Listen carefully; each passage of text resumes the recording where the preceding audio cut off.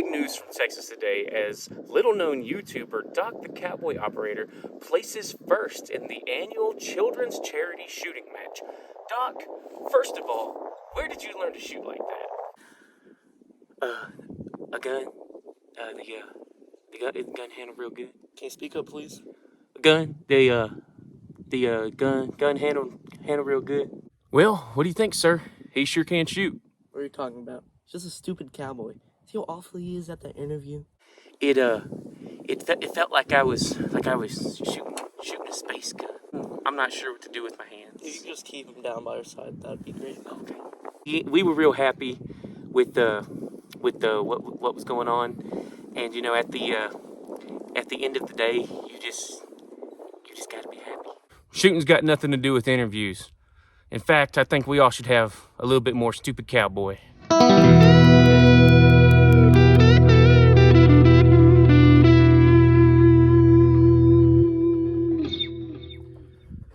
Happy New Year, everybody. Figured I would do this intro while I'm reloading some mags. Apparently, like 10 mags just isn't enough, right? You can't have enough fun. Little fun fact. Today, January 1st, is 23 years from the day that we went out shooting to celebrate New Year's with my grandfather. And I ended up with a 22 in the arm. Yeah, no, nobody needs to do that. Been there, done that. It's not fun. It turns out it does not build up your immunity to larger rounds, so it's kind of a bummer. But we can dive into that topic some other time. Maybe do a video on that. Let me know if you want a story time video on that, and maybe interview Grandpa. And I think I still got the jacket somewhere, like the holes in it. But I do hope that you did have fun. You did stay safe. You know, a few small fires here and there isn't. Yeah, it's really not that big a deal. We have started a lot of brush fires in our day, that's for sure. Usually the cows are out here to come mess with me while I reload. Not anymore. 3 went to auction, 1 went to the freezer. Well, hi, fancy meeting you down here. Should probably go get my ears. I forgot about that.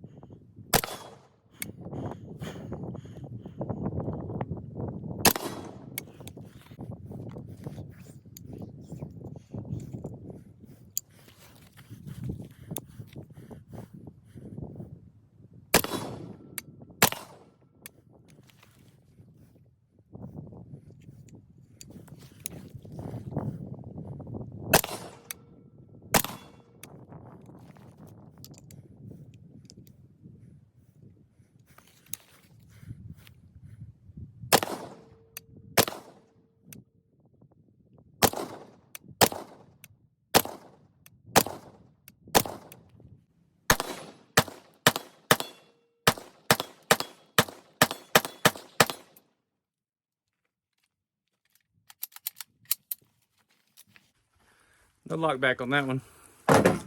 I think my sling is ripping out my earplugs.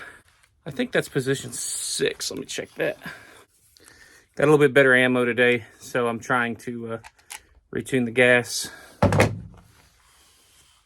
She's a little warm right now.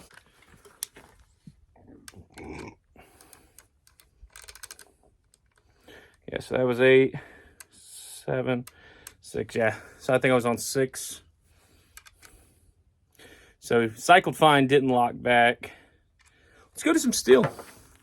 We're on 6. Let's try some of this Russian mil-spec steel.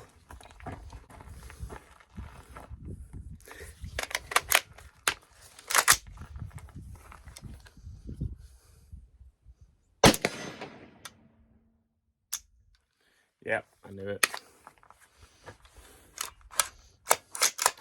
It's extracted. Didn't pick up the next round. All right, let's go up to position 7. I gotta mark this thing. 7.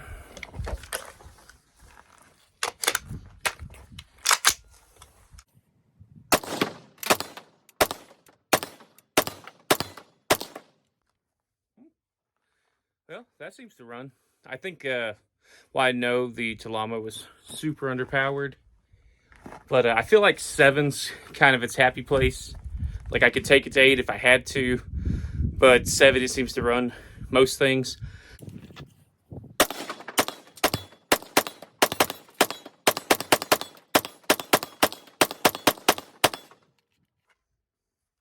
And we have lockback. So yeah, after a little clean, after a little lube, the PMC 62 grain brass seems to be running good on 6. Didn't lock back though. So 7, we're cycling, we're locking back. I feel like that's pretty much my go-to spot. I gotta mark it. It's confusing me, the back and forward. It's too many positions. None of them are marked. I feel like it wouldn't have been that hard to put a little numbers on there, you know? All right. Another range trip with the PSA JAKL. Show clear. Empty mag, all that. Let's talk about this thing. We are sitting around about 700 right now. I think the first trip was about 250 or so. This trip was around the 350 to 400 mark. We're getting there. I'm gonna say 7, probably, yeah, 7 hair under. I did open this thing up and clean and lube it before this trip. I tried some different steel case that I had. I'll show you in the video. And that ran. And I actually, I saved the intro montage for the very end of the day. And I saved 1 mag for that. But then we were having fun, so we kind of kept going. I went ahead and shot some more of the Talamo that didn't really cycle at all. And that ran. So, I don't know, maybe a little lube, a little break-in, that helped it. But it cycled very well with everything today. I think I turned the gas down to position 6 on one of the mags, and it didn't pick up the next round. So I turned it back up to 7 and haven't had any issues the rest of the day. I did do the disassembly a couple of times just because I wanted to, you know, see what it was like. I know they say easy disassembly, toolless disassembly. That is true. Putting it back together, however, maybe it's just me. Maybe I'm just a little on the spectrum, but it was significantly more difficult going back together. And I would like to say after a few tries that it got better, but I really don't have it down to a science yet. In fact, you know what? Screw it. Let me show you. So basic kind of AR, you know, takedown pin, kind of separate your upper and lower. You have a bring that camera around here. You have kind of almost an AK style recoil spring right here that we will kind of pull down. And if you'll see that little thing there, it fits up in a groove in the top of the receiver. Slide that recoil spring out. Very AK-like. Now, get this in frame here. We are just going to pull back on our charging handle slightly to where we can see the bolt. Then as soon as I can grab it, pull it up. Yeah, it's pretty dirty. That was shiny stainless earlier when I cleaned it, and yeah, we ran a lot of rounds down it today. The charging handle is actually what gave me the most trouble. I'll show you.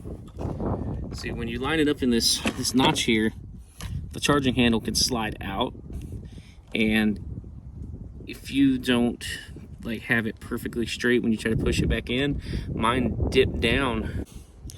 It dipped down on the top of the channel here on the other side, and it was just an absolute nightmare to get that thing back in there. It wouldn't come in and it wouldn't come out, and so I just had to like wiggle and shake until eventually I got it to break free and come out. And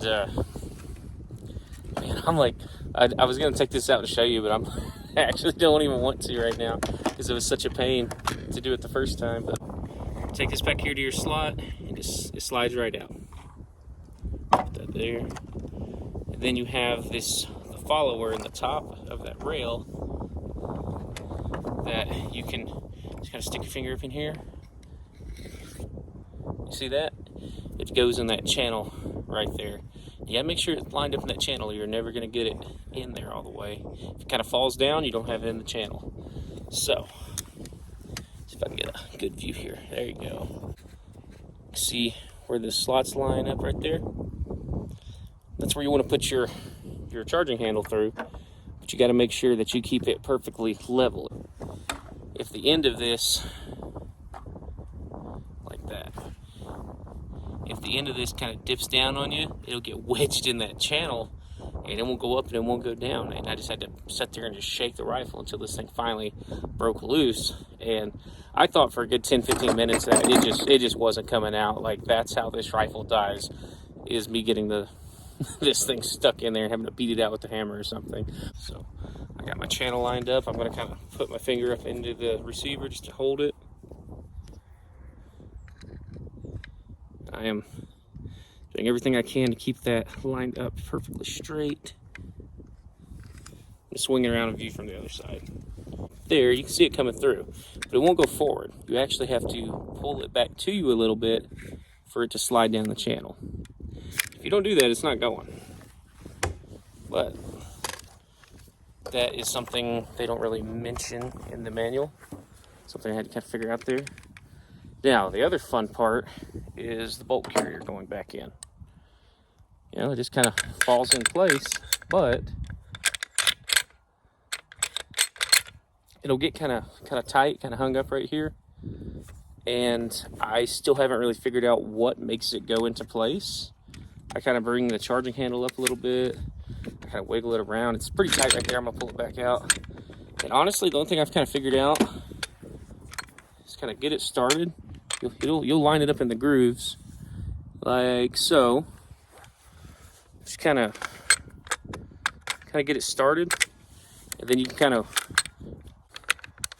and it's just kind of dropped. It's hitting something. I'm sorry, guys. I wish I could explain this better, but I really don't understand what it's hitting on. I wish I could tell you. It's right there. It's getting really snug.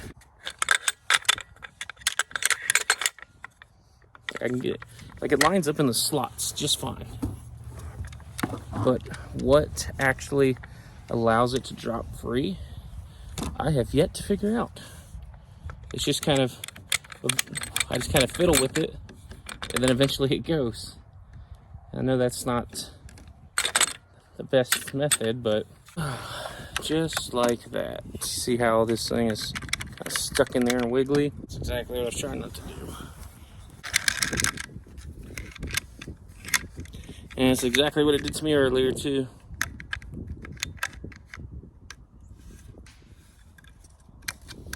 There we go. Finally got it out. So I'm saying, like, easy disassembly, you know, toolless disassembly doesn't mean reassembly is easy. Okay.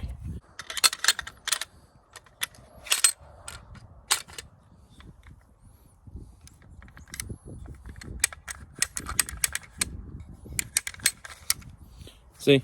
Oh, you didn't even see it. Oh, man. Sorry. It was like kind of hung up there again, and I just kind of bumped it a few times, and then eventually it dropped. So, like, I still don't know what the magic number of jiggles is before it actually goes into place. You know, if you guys figure it out, please tell me. Because I've done this about 3 or 4 times now, and each time has been just a pain in the butt. Once our bolt carrier's in, honestly, I would just recommend not taking the charging handle out if you don't need to. But yeah, it's like every time I've tried this thing, it kind of falls out on its own. So let's go and put our recoil spring back in. Just obviously fits down in the piston area. This is just this top piece here. That's just gonna latch in that groove at the top of the receiver. Boom. Well, there we go. It's supposed to be nice and easy. It probably is if you know what you're doing, but clearly I have not got it figured out yet.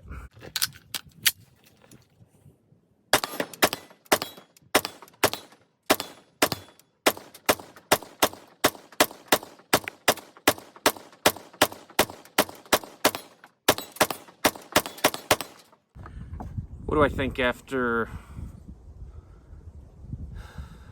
almost 800 rounds? 7 to 8, I don't know.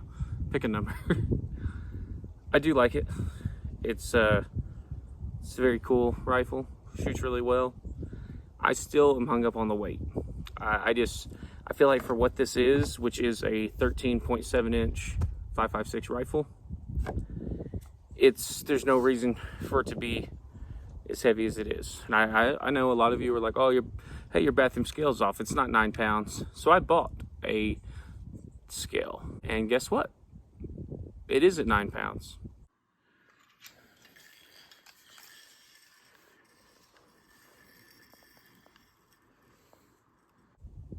It's 9.5 for a 13.7 rifle. 9.5 pounds unloaded. EOTech doesn't weigh that much. Light weighs a little. I mean, that's a lot, man. I'll show you one of my other rifles real quick. All right, this is a 14.5, kind of like a Black Hawk Down type of theme. Same sort of setup. Optic, light, sling. This is about 7 pounds, about 2.5 pounds lighter than the JAKL. Longer barrel. Now this is a pencil weight barrel, polymer handguards. So this is designed very lightweight, very weight minded. I just still cannot fathom why this needed to be so heavy. 9.5 pounds, and every bit of that is here. It's handguard forward. A little bulky. It is a very cool rifle. I can't complain too much about the experience with it. It's a big girl. The gas system, I really expected some issues with. I feel like it's too easy to turn. It seems like it's very easy to just reach up and turn with my fingers, you know. And I was thinking, as far as, like, you know, barricade, brush, snagging on equipment, that it might be able to turn itself accidentally. And I tried to kind of imitate that a little bit by rubbing stuff against it, and I actually wasn't able to. You know, I think you see me on video. I put a bullet in there because it was hot, right? And I put the bullet tip in there and turned it. I think maybe just a little bit stronger retention there. I don't know. I don't run this stuff as crazy as some of these, you know, Instagram operators, so they might know better than me, but I just feel like it's a little too easy to turn. What else? Man, that's really about it. Looking forward to running this thing some more, seeing how it continues to operate. It's been a very easy to shoot gun. The disassembly is kind of a pain in the rear for me. It's kind of chewing up. I'm looking at the charging handle, the part that goes into the follower. It's getting a little chewed up, and you can see where I try to rip it out when it's stuck. It's getting a little chewed up, so she's getting some battle scars, but I'm really enjoying it. It's such a you're not here to look at me, you're here to look at this thing. It's just such an iconic design. It's so cool. I'm very happy with pretty much everything on it. I think a 300 blackout version would be pretty cool. Run that thing suppressed. I don't really deal with 300 blackouts, so I'm probably gonna go. Any of you guys that have made videos on 300 blackout JAKLs, I'm probably about to go watch them, because I think a suppressed 300 blackout JAKL would be pretty sick. I'm really enjoying it. I'm hoping that if you're looking into these, that I can kind of help be, you know, one more data point to help you make a informed purchase. Hope that each and every one of you have a good new year. Go make your resolutions. I don't really make resolutions, never have. I guess I feel like anything that's worth starting to do, you know, diet, financial, any, you know, new habit or break old habits. I guess I feel like if it's worth doing, I'll do it right now. I'm not gonna wait for the new year, but it is a new year, so I hope you guys have a good new year, and I'll see you later on with some more stuff.